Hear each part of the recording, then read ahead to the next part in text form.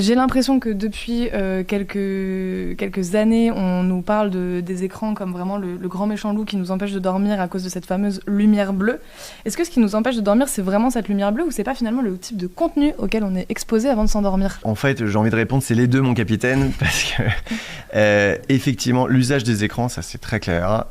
En fait, l'écran, par la lumière bleue contenue dans l'écran, va agir sur une voie qu'on a découverte très récemment. En fait, c'est en 2002, c'est un science. On a découvert des cellules dans la rétine qu'on ne connaissait pas. On connaissait les cônes et les bâtonnets dans la rétine, ce qui nous permet de voir le jour les cônes et la nuit les bâtonnets.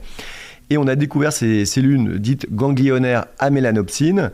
C'est des cellules un peu moins nombreuses qui vont réagir spécifiquement à la lumière bleue et qui vont synchroniser l'horloge, qui vont donner des signaux de jour ou de nuit. Ça va aussi coder pour les saisons, voilà, et l'ensemble des rythmes terrestres.